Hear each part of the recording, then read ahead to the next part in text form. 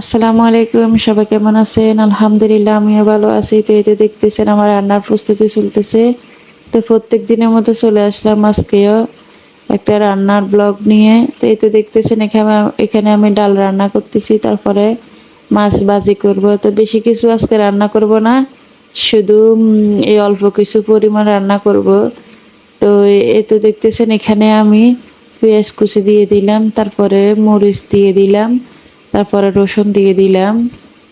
তো আমি কিন্তু ডালটা উতরাইছি আর তারপরে এগুলা দিয়ে দিলাম। দিয়ে দেওয়ার পরে এখানে আমি হলুদের গুঁড়া দিব, তারপরে মরিচের গুঁড়া তো দিব না, মরিচ তো দিয়ে দিলাম।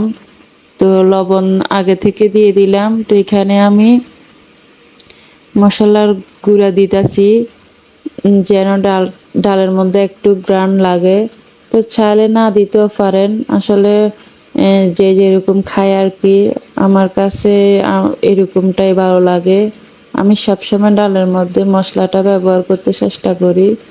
অনেকে আবার মশলা দেয় না, তো যেরকম যে খায় আর কি। তো এই ফাঁকে দেখতেছেন এখানে আমি মাছের মধ্যে আমি লবণ তারপরে হলুদের গুঁড়ি দিয়ে দিলাম, তো মরিচের গুঁড়ো দিয়ে দিলাম পরিমাণ মতো। তারপরে আমি গরম মশলার গুঁড়ো দিয়ে দিলাম।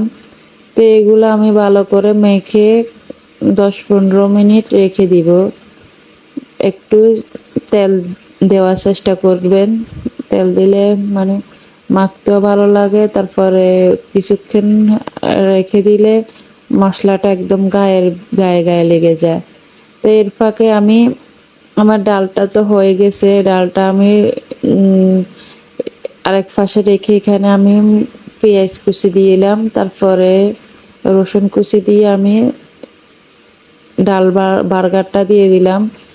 কোন অঞ্চলে কি বলে আসলে আমি তো জানি না, আমাদের এদিকে ডাল বার্গার বলে।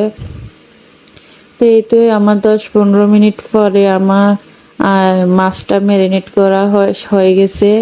তো এখানে আমি মাছটা দিয়ে দিলাম ভাজার জন্য। একদম কড়া কড়া ভেজে নিব, যেন কাঁটা কাঁটা পর্যন্ত মানে এ খেয়ে নেওয়া যায় আর কি।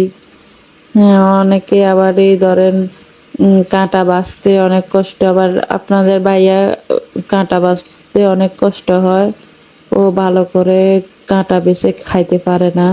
তো আমি সবসময় চেষ্টা করি মাছটা একদম করকরা করে ভাজি করতে।